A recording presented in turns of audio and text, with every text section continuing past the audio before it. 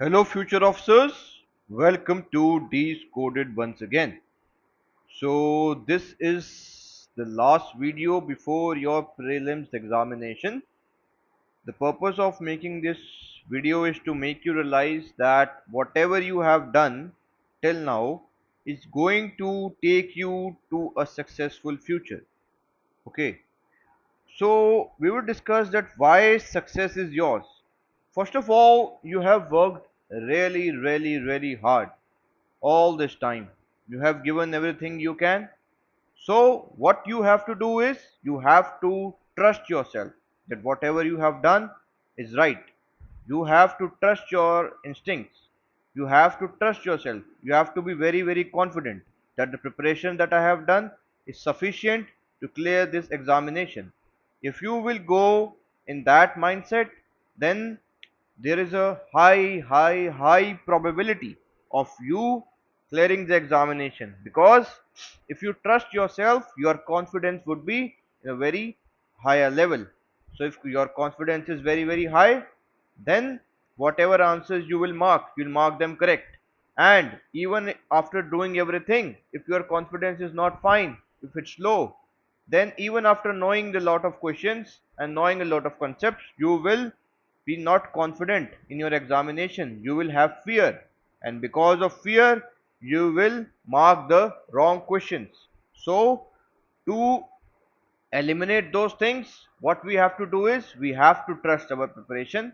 We have to be very confident. Okay, and we have to remove all the fears from our mind. You have to say to yourself that I am a very successful, very confident, very capable person. Whatever preparation I have done, it is the best preparation that could be done. Whatever answers I would mark, they would be correct. Okay, so if you'll go with this mindset, you'll always mark the right answer. So now we'll discuss about that what can be a strategy to attempt the CSAT paper. You know, your GS paper happens from 9:30 to your 11:30, then you have break, and that break happens in the afternoon, and then afternoon is of summers. So you'll feel very lethargic, very tired, and your mind will shut off. So first of all, what you have to do is, when before the your CSAT paper starts, that would start at around, I think, 1:30 or 1. So before that, what you have to do for half an hour, what you have to do is, before the starting of this examination, let's say आपका 11:30 पे your prelims paper has ended, GS1, then what you will do is at your 12:30 you can do one thing. At 12:30 you can take out a previous year paper of CSAT, then you do any 5 comprehension and 5 questions of mathematics from that. So what would happen in that is कि your mind would automatically be conditioned that कि अभी जो उसको next step लेना है वो paper करना होगा असली एग्जामिनेशन में जाके. तो इसलिए आप क्या करें कि अपना एक पेपर ले लें प्रीवियस ईयर का कोई भी सी सेट का, उसमें से 5 कॉम्प्रीहेंशन कर लें कोई भी, और 5 to 10 कुछ क्वेश्चंस कर जाएं, चाहे देख के कर जाएं पर करके जाएं. उससे क्या है, माइंड आपका काम करने लग जाएगा मैथमेटिक्स करने के लिए. फिर जब आप रियल एग्जामिनेशन में जाके बैठोगे तो माइंड पहले से ही कंडीशनड होगा सी सेट एग्जामिनेशन में बैठने के लिए, सी सेट के लिए. तो जैसे ही आप जाके बैठोगे आपका माइंड कंडीशनड है, तो आप बहुत अच्छे से और क्वेश्चन कर पाओगे. अब ज्यादा से ज्यादा देखिए, आपको अब क्या करना है, इसमें 33% मार्क्स आपको स्कोर करने होते हैं, है ना. सी सेट के अंदर कितने करने होते हैं, 33%. So what you have to do is now कि आपको रिमेंबर रखना है कि आपको 67 से 70 मार्क्स तक आप ले आओगे, लेके आने हैं आपको, ठीक है, ओवरऑल देखा जाए तो what you can do is you can have a strategy for yourself. देखिए, अब आप पेपर जब स्टार्ट करेंगे ना, जो आप पेपर यहाँ स्टार्ट करते हैं ये सी सेट वाला, तो आपको एक चीज़ करनी है इसके अंदर. जो चीज़ आपको करनी है वो ये है कि आप जो पहले पेपर के अंदर पहले 40 टू 45 मिनट्स हैं, उसके अंदर आप सिर्फ कॉम्प्रीहेंशन को अटेम्प्ट करेंगे. 40 टू 45 मिनट्स के लिए कॉम्प्रीहेंशन को अटेम्प्ट करेंगे. आपसे इसमें जितने कॉम्प्रीहेंशन हो जाएं, हम एक अपर केस मानते हैं लोअर केस की, मतलब आपके 15 क्वेश्चन ही कॉम्प्रीहेंशन के सही होते हैं, ठीक है. आपको 15 से ज़्यादा करने हैं. ओवरऑल कॉम्प्रीहेंशन के शायद 25 टू 30 क्वेश्चन आते हैं, मिनिमम 25 तो आएंगे ही. तो आपके 15 क्वेश्चन सही होते हैं. 10 क्वेश्चन आपको नहीं सही हो रहे हैं आपके, ठीक है। अब आपने 40 टू 45 मिनट्स ये कर लिया कॉम्प्रिहेंशन, आप जितने क्वेश्चन मैक्सिमम कर सकते हो 40 टू 45 मिनट्स में उतने करो, समझ लीजिए आपके 15 क्वेश्चन सही हो जाते हैं। अब फिर हम आगे की बात करते हैं इसके बारे में, ठीक है। So now what is your next course of action is कि आप मैथ्स और रीजनिंग की तरफ फोकस करेंगे। सो मैथ्स और रीजनिंग में क्या करना है कि जो पहले 10 मिनट्स है ना, आप जैसे कि आपने समझ लीजिए 40 मिनट्स यहाँ लगा दिए, ठीक है, कॉम्प्रिहेंशन के अंदर, तो जो नेक्स्ट 10 मिनट्स हैं उसमें आप क्या करोगे, आप पेपर के अंदर ढूंढना शुरू करोगे, ठीक है। नेक्स्ट 10 मिनट्स में आप क्या करोगे, तो आपके पूरे 50 मिनट्स हो गए हैं। अब 50 मिनट्स हो गए तो आपका ओवरऑल पेपर कितने का होता है, 120 मिनट्स का, ठीक है। तो फिर आपके पास इसका मतलब 70 मिनट्स आपके पास रिमेनिंग बच जाएंगे। अब आप जो ये 10 मिनट्स फर्स्ट हैं, 40 मिनट्स यहाँ कॉम्प्रिहेंशन में स्पेंड करेंगे, जो फर्स्ट 10 मिनट्स हैं आप इसमें average, percentage, ratio, proportion, profit and loss, speed, distance, time, work, ठीक है, इनके क्वेश्चंस को ढूंढोगे। ये बहुत आसान क्वेश्चन होते हैं, इसमें से 15 क्वेश्चन आते हैं एवरी ईयर इस टॉपिक में से, average, proportion, profit loss, speed, distance, time and work, ratio and proportion. इनके क्वेश्चंस को ढूंढोगे और इनको मार्क करोगे सर्कल से कि आपको ये क्वेश्चन अटेम्प्ट करने हैं। आप इन 15 में से 10 क्वेश्चन आराम से कर सकते हो। फिर आप नेक्स्ट क्या करोगे, इसको हम बी मान लेते हैं, ठीक है, एवरेज, प्रॉफिट एंड लॉस वगैरह को। फिर आप रीजनिंग पे जाओगे जिसको हम पार्ट सी मान रहे हैं। रीजनिंग में देखिए सीक्वेंशियल सीरीज के 4 क्वेश्चंस आते हैं, स्लॉग के आपके 2 क्वेश्चन आते हैं, अरेंजमेंट के 2 आ जाते हैं, एजेस के 1 या 2, ब्लड रिलेशन के 2, डायरेक्शन टेस्ट के भी 2। फिर ओवरऑल रीजनिंग में आपके 20 क्वेश्चंस तो आपको मिल ही जाएंगे। उन 20 में से आप अप्रोक्सीमेटली आराम से 10 क्वेश्चंस को सही कर सकते हो, आराम से, वेरी इजीली, अगर आप पहले से ही उनको मार्क कर लोगे। आप इन 10 मिनट्स में क्या करना है आपको, जो मैं आपको बता रहा हूँ कि percentage, average, ratio, proportion, profit loss, इनके क्वेश्चंस को, फिर sequence series, slog, arrangement, age, blood relation, direction test के क्वेश्चंस को मार्क कर लो आप। तो ये 10 मिनट्स में आप ये करो। फिर आप इवन ऑड, क्योंकि ये क्वेश्चन आप कर सकते हो, unit digit, number of zero, divisibility, remainder, prime and composite, number system के जो 4 क्वेश्चन आते हैं ना, इसको छोड़ भी सकते हो। तो ओवरऑल नंबर सिस्टम में से 20 क्वेश्चन आते हैं, इसमें से आप 10 क्वेश्चन आराम से कर सकते हो, ठीक है। आप परम्यूटेशन कॉम्बिनेशन है फिर उसको छोड़ दो, आप अगर आपसे नहीं होता, अगर आपको आता है तो समझ लीजिए आपके 2 या 3 क्वेश्चन यहाँ से भी हो गए। अब देखिए इन 10 मिनट्स में आपने इन क्वेश्चंस को मार्क कर लिया। अब जो percentage, average, profit and loss, speed, distance, time, work, ratio, proportion है, इसके आपने क्वेश्चंस मार्क कर लिए। इससे क्या होगा कि आपके पास एक स्ट्रैटेजी क्रिएट हो गई कि मुझे जो है इसमें पेपर में पास होने के लिए अब कुछ नंबर ऑफ क्वेश्चंस पता है, उन्हीं पे ही टाइम वेस्ट करना है, उनको 100% सॉल्व करना है। समझ लीजिए आप इसमें से 10 क्वेश्चन चूज कर पाते हैं, अब उन 10 क्वेश्चंस को आप कर रहे हैं, उसमें से आपसे 8 ही अटेम्प्ट हुए, ठीक है।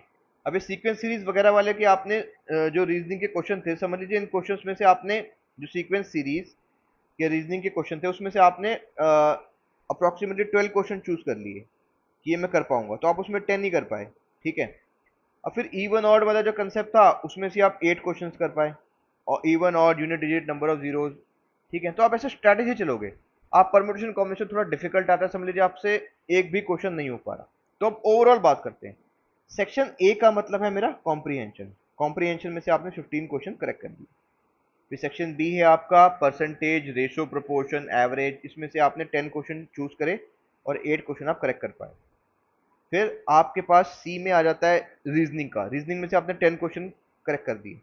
फिर आपने डी पार्ट में से जो इवन ऑड के कंसेप्ट, इवन ऑड के देखो, इवन ऑड में जो है ना, इवन ऑड में आपको प्रॉपर्टी याद करनी है, आपका क्वेश्चन सॉल्व हो जाएगा। नंबर ऑफ जीरो में प्रॉपर्टी याद करनी है, क्वेश्चन सॉल्व हो जाएगा। डिविजिबिलिटी में प्रॉपर्टी है, क्वेश्चन सॉल्व। रिमाइंडर भी प्रॉपर्टी है, क्वेश्चन सॉल्व हो जाएगा, आराम से हो जाता है। तो ओवरऑल आप इसमें से भी 8 क्वेश्चन को सॉल्व कर पाओगे। और अगर आपका फिर प्रोबेबिलिटी, परम्यूटेशन, कॉम्बिनेशन में समझ लीजिए आपको एक भी क्वेश्चन नहीं आ रहा, तो फिर भी आपके ओवरऑल जो है 41 क्वेश्चन जो हैं आपने चूज कर लिए ऐसे, जो आप एग्जैक्टली 100% जो आप करेक्ट कर सकते हो। उस 100 में से भी आप समझ लीजिए आपके 35 ही आपको कर पाए आप ओवरऑल करेक्ट, तो फिर भी आप जो है आप अपनी कट ऑफ क्लियर कर लोगे, इजीली कर लोगे आप, ठीक है। तो ये आपकी एक स्ट्रैटेजी है। तो ये 10 मिनट्स जो हैं ये लगाने इसलिए ज़रूरी हैं कि उससे आप क्वेश्चंस को चूज कर पाओगे कि मुझे कौन से क्वेश्चन करने हैं। उस क्वेश्चन को जब आप चूज कर लोगे कि मुझे कौन से क्वेश्चन करने हैं, तो आप ये जो 70 मिनट्स आपके पास यहाँ मैंने बताए, इन 70 मिनट्स को आप प्रॉपरली यूटिलाइज कर सकते हो, ठीक है।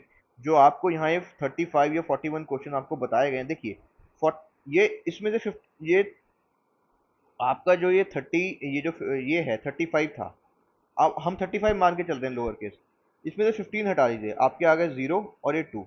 अब 15 क्वेश्चन करने के लिए तो आपने 40 मिनट्स लगा दिए और बाकी 10 में आपने ढूंढे। तो फिर आपको क्या करना है कि ये 20 to 30 क्वेश्चन जो बचे हुए हैं आपने ये चूज करे। आपके पास ये करने के लिए 70 मिनट्स हैं, ठीक है। तो उन 70 मिनट्स में अगर आप 30 क्वेश्चंस भी करेक्ट कर पाते हो ओवरऑल मिला के, या 20 कर पाते हो, चलो लोअर केस ले लेते हैं, 20 इंटू 2, आप 20 इंटू 2.5 कर दो आप, 20 इंटू 2.5, तो आपके 50 मार्क्स आ गए 70 मिनट्स में। आप 50 मार्क्स बना ले रहे हो 70 मिनट्स में, और फिर आप 40 मिनट्स में बना रहे हो कितने, 15 इंटू 2.5, तो ये आपके आ जाएगा 37.5। तो 40 मिनट्स में आपने बनाया 37.5।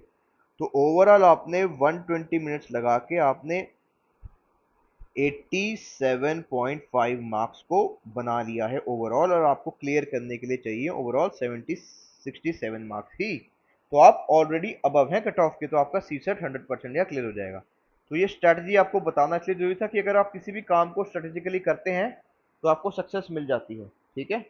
जैसे इंडियन आर्मी से ही सीख लेते हैं कि वो ऑपरेशन सिंदूर में क्यों सक्सेसफुल हुए, क्योंकि उन्होंने अपना जो पीस टाइम था उसमें उन्होंने बहुत ज़्यादा स्वेट अपना निकाला।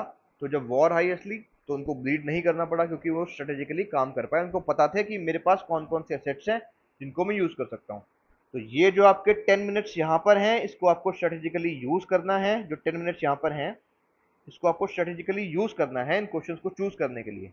और फिर नेक्स्ट 70 मिनट्स लगाने हैं, इसमें से जो आपने 10 मिनट्स में आपने जो चूज़ करे, अप्रॉक्सीमेटली समझ लीजिए आपने चूज़ करे 35 क्वेश्चन, तो उसमें से आपको 20 क्वेश्चन करेक्ट करने हैं किसी भी हालत में, फिर आपका आसानी से पेपर क्लियर हो जाएगा। सो with this we would like to end this video. You have to trust yourself, okay? You have done a lot of great preparation, आपकी प्रिपरेशन बहुत अच्छी है, आप अपने आप को ट्रस्ट करो, आपका पेपर 100% क्लियर होगा। Thank you so much, you have to go with a positive mindset and the success is surely yours. Thank you so much, all the best. Success is surely yours. All of you are getting your name to write the mains of 2020.